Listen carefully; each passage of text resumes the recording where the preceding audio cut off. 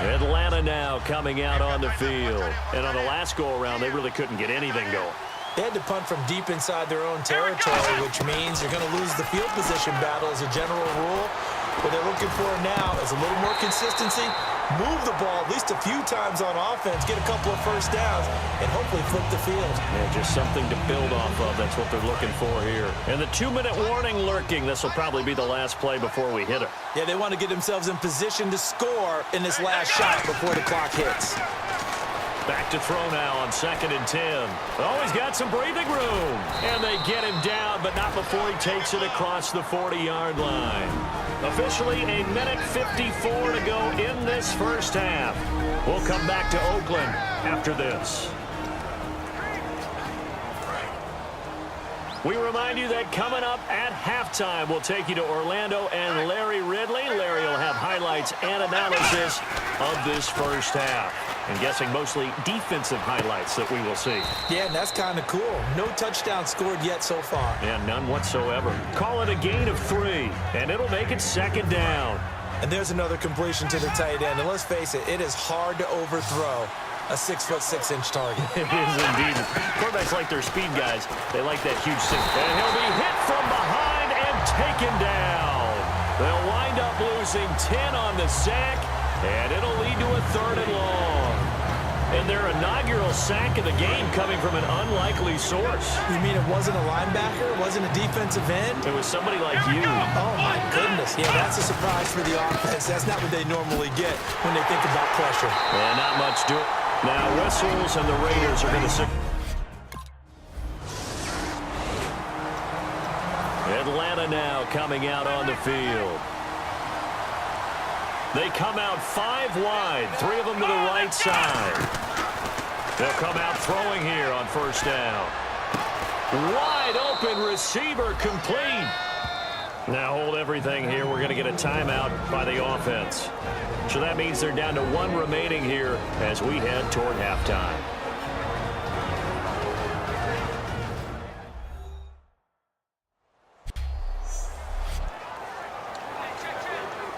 Offense comes to the line now, 1st and 10. Here we go. Now they'll throw here out of the gun. And that's incomplete. Trying to get that in the hands of Devontae Freeman that time. And that'll bring up 2nd down. It's a tried and true formula, and I don't think it'll change for as long as we play football.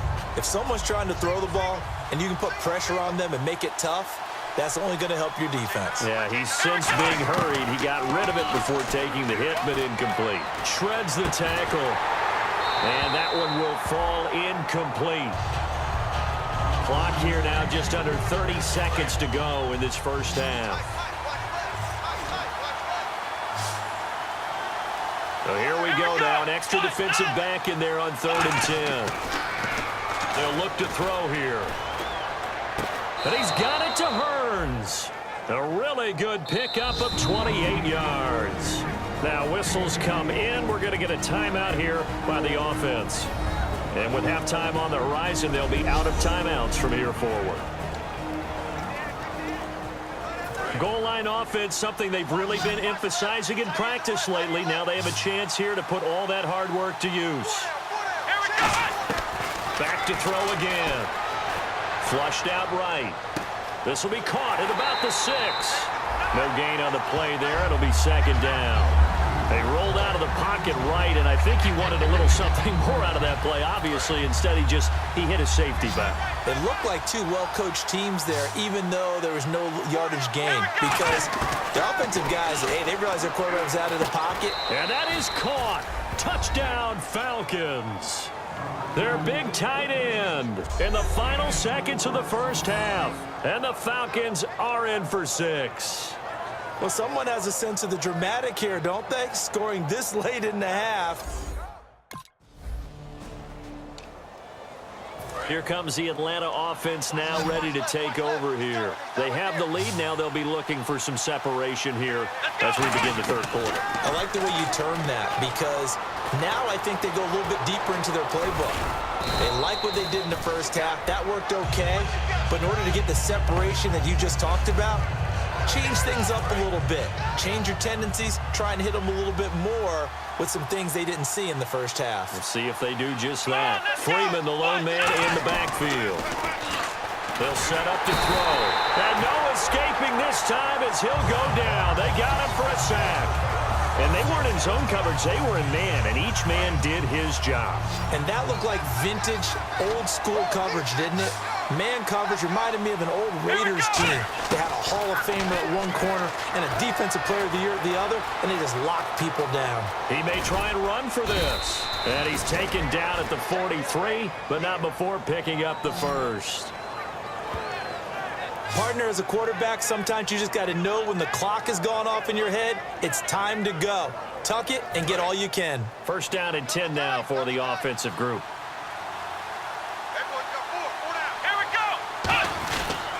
Back to the ground, this time with Freeman. And he is going to lose yardage here. That's going to go as a loss of 2, and it'll be second down. Brandon, that play ended so fast, it's almost as if the quarterback handed it to the runner, and the tackler was there right away for a loss of yardage. Here we go! Back to throw here. He's got his tight end on the corner route. It's complete. A good pickup there, a 22. Okay, when the big guy runs a corner route, you're asking a lot no matter who's covering him. Doesn't matter whether it's a linebacker or a defensive back. Yep. He usually has the advantage because of his body type. So after that big gain, let's see what else the offense has up its sleeve. Here we go! They'll look to throw here on first down. Brought in left side by Snead. A gain of 6 there on first. I know many people like to throw to the tight end, maybe in a little flexed out position because he creates mismatches with his size. But slot receivers do the same thing with their quickness, their speed, and their route running savvy.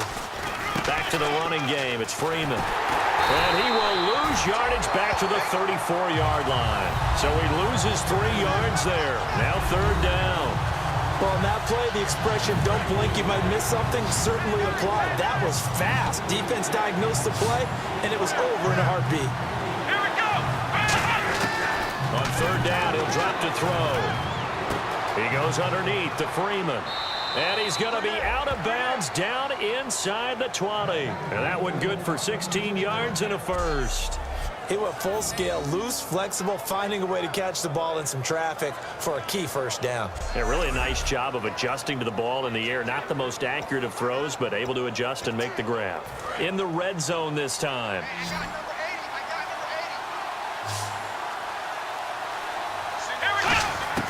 Inside the red zone here, they'll look to throw. And his throw is incomplete.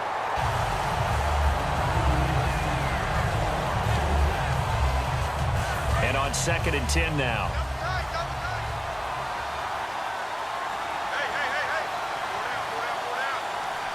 Here we go! He'll look to throw. Dancing to his left. And his throw's going to be incomplete.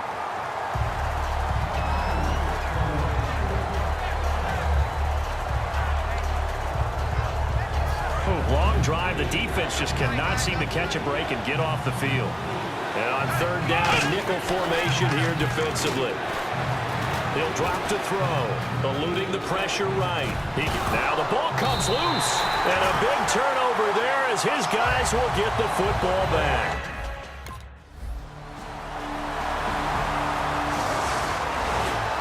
And here now come the Falcons. And they'll be looking to atone for last time's mistake of fumbling inside the red zone. Certainly they don't want to do that again. And so much emphasis placed on red zone offense. I mean, you have periods devoted in practice just for that because everyone knows how vital it is to put points on the board when you've entered that part of the field. And to come away with nothing, that's difficult for a team to handle. And difficult, and now we'll see if they can make it less difficult on themselves on this drive. They go play action here on first down. Out to his left. Hit as he throws there, incomplete. Well, any caused incompletion is good for a defense. But when you add to it, you get a little hit on the quarterback, knock him to the ground, make him think a little bit, hopefully knock him off his game, especially in a game of this magnitude, this tight in the fourth quarter. Got to feel pretty good as a defense. Into double coverage, and it's intercepted. A great read, and it's picked off. And a big turnover.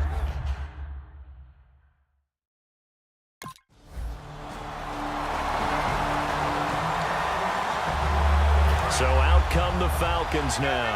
They're down here in a one-score game, but the time, it's a factor, but it's not a huge factor right now, is it? It's really not, because this amount of time gives them a chance to run their offense, to go through play sequences. And this is what they work on every week in practice, usually on a Friday. They go over this type of a situation, late-game situation. What are we going to do when we have the opportunity? They've called these plays a bunch of times. Now's their chance to execute them. Well, they have the opportunity now. Here's the execution. He'll look to throw. And incomplete there. A nice hit. Jars the ball free and brings up third down. So a second down incompletion now brings up third down. Back to throw. Now a desperation throw deep downfield. And that's caught inside the 30. A big play on third down for the Falcons. 49 yards. Looking to speed things up here, going with some tempo. He's back to throw. Throwing into traffic there, and that's complete. 7 yards, the pickup on the pitch and catch.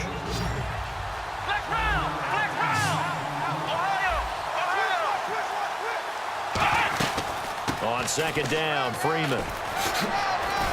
And he'll go down here at the 12-yard line. Call it a gain of 7, and it gets him a new set of downs. And that's a nice pickup of a first down on that second down run. And at that yardage gain, they can run that play on any down.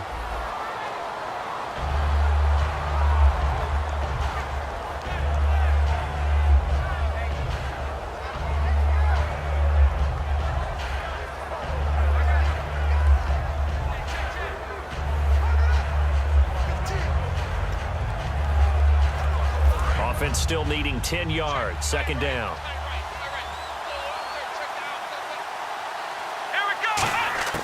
Back to throw. And that is incomplete. So 17 seconds now on the clock here. All defenders get tired of hearing about their lack of hands and why they're playing defense instead of offense. But in this situation, it was the hands that made the play. Batting the ball away on an attempted touchdown pass. Excellent job. Way to knock it down. And that will be incomplete with a clock down now to 13 seconds. Partner, how many times have you heard it? Pressure creates diamonds, right? But it also bursts pipes. And on that one, that's what they got. They got after him, and he was fortunate just to get rid of it. Yeah, he just had to chuck it away. So down 6, and they know they need this one on fourth down. Let's go!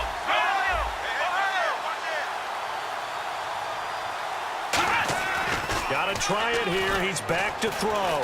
He'll buy some time right. He may try and run for this. And he's in for the touchdown. And barring a miracle, the extra point can win this football game. And not only did they score, they tied the game. That means... Yep, the PAT now can win it.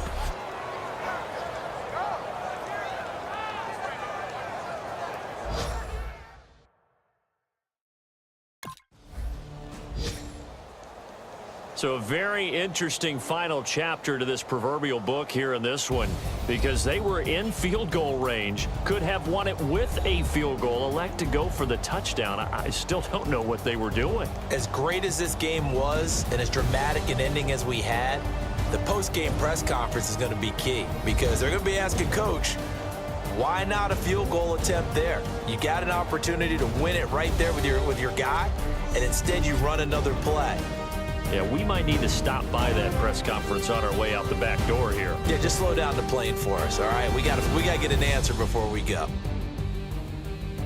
So for the Falcons, they move a step closer to 500 as their record improves to 2-3. And they will head home next week to take on the Tampa Bay Buccaneers. Meanwhile, for the Raiders, they'll fall to 1-4 with a loss. And they'll look to regroup next week as they head to Houston to take on the Texans.